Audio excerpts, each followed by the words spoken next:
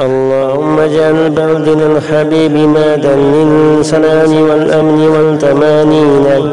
اجعل بلدنا باكستان آمنا من شر العدو. امنح قوة الإيمان لإخوات باكستان. احمي نفسك من شر وحشر كل عدو. حماية أطفال بلدنا الحبيب باكستان من الخاطفين.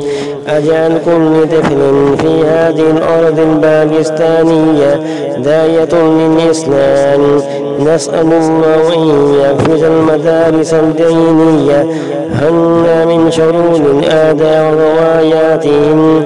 حفظ وطننا الحبيب من كل فتن. اللهم اغفر بلادنا باكستان برحمتك وفضلك، وتقبل هذا الدعاء بمحبتك لحبيبك صلى الله عليه وسلم.